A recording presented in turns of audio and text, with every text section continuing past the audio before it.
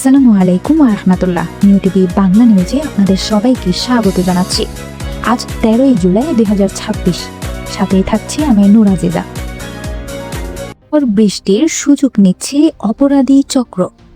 আইন শৃঙ্খলা রক্ষাকারী বাহিনীর নজরদারি বাড়ানোর দাবি সাধারণ রোহিঙ্গা ও কমিউনিটি নেতাদের। রোহিঙ্গা ক্যাম্পগুলোতে আবারও মাথাচাড়া দিয়ে উঠেছে অপরাধী চক্র ও সন্ত্রাসী সংগঠন আরসা। বর্তমানে বর্ষার মৌসুম এবং বৈরী আবহাওয়ার সুযোগ নিয়ে ক্যাম্পগুলোতে সক্রিয় হয়ে উঠেছে বিভিন্ন ডাকাত ও অপহরণকারী দল। গতকাল রাতেও ক্যাম্প 12-এ একটি বাড়িতে ঢুকে এক নারীকে মারধর করে টাকা ও স্বর্ণালংকার লুটের ঘটনা ঘটেছে। কক্সবাজারের উকিয়া ও টেকনাফের রোহিঙ্গা ক্যাম্পগুলোতে বর্ষার তীব্র ঝড় বৃষ্টির মাঝেই নতুন করে জেঁকে বসেছে ডাকাতি এবং অপহরণের আতঙ্ক। সাধারণ রোহিঙ্গারা জানিয়েছেন, দুর্যোগপূর্ণ আবহাওয়ার সুযোগ নিয়ে এক শ্রেণীর দুষ্কৃতকারী ও সন্ত্রাসী গোষ্ঠীর সদস্যরা রাতে ঘরের ভেতরে ঢুকে সাধারণ মানুষের উপর নির্যাতন চালাচ্ছে এবং জোরপূর্বক অর্থ ও মূল্যবান সামগ্রী ছিনিয়ে নিচ্ছে। সর্বশেষ গতকাল রাতে ক্যাম্প 12 থেকে একটি চাঞ্চল্যকর ও উদ্বেগজনক খবর সামনে এসেছে।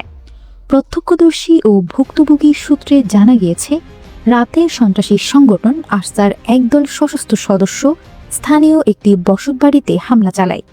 তারা ঘরের ভেতরে থাকা এক নারীকে নির্মমভাবে মারধর করে এবং ঘর থেকে নগদ টাকা ও বিপুল পরিমাণ স্বর্ণালংকার লুট করে পালিয়ে যায়।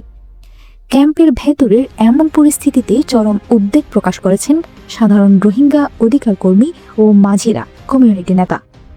রোহিঙ্গাদেরকে নিউ টিভির পক্ষ থেকে কড়া সতর্কতা। আপনাদের রাতের বেলা বিনা প্রয়োজনে ঘরের বাইরে বের না হওয়ার পরামর্শ। বিশেষ করে যাদের ঘরবাড়ি পাহাড়ের ঢাল বা ঝুঁকিপূর্ণ এলাকায় অবস্থিত, তাদের নিরাপদ স্থানে আশ্রয় নেওয়ার জন্য অনুরোধ জানানো হয়েছে। একই সাথে নিজেদের গুরুত্বপূর্ণ ব্যক্তিগত ও আইনি নথিপত্র ডকুমেন্টস সুরক্ষিত স্থানে নিরাপদে রাখার তাগিদ দেওয়া হয়েছে। রোহিঙ্গারা বলছেন, আর কতদিন সাধারণ রোহিঙ্গা জনগোষ্ঠীকে এভাবে জুলুম ও নির্যাতনের শিকার হতে হবে? একদিকে প্রাকৃতিক দুর্যোগ আর অন্যদিকে সন্ত্রাসী ও ডাকাত দলের অত্যাচার। সব মিলিয়ে ক্যাম্পের সাধারণ মানুষের জীবন এখন চরম বিপর্যস্ত। এই পরিস্থিতিতে ক্যাম্পের সার্বিক নিরাপত্তা রক্ষা এবং সন্ত্রাসী ও অপহরণকারী চক্রের হাত থেকে সাধারণ রোহিঙ্গাদের বাঁচাতে বাংলাদেশ সরকারের আইন শৃঙ্খলা রক্ষাকারী বাহিনী ও প্রশাসনের প্রতি নজরদারি আরও জোরদার করার জোরালো দাবি জানিয়েছেন ক্যাম্পের বাসিন্দারা। তারা মনে করেন, দ্রুত যৌথ অভিযান ও কঠোর নজরদারি না বাড়ালে ক্যাম্পের আইন শৃঙ্খলা পরিস্থিতি আরও অবনতির দিকে যেতে পারে।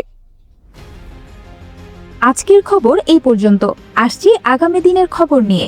আশা করছি আপনারা সুস্থ থাকবেন, ভালো থাকবেন। আসসালামু আলাইকুম ওয়া রাহমাতুল্লাহ।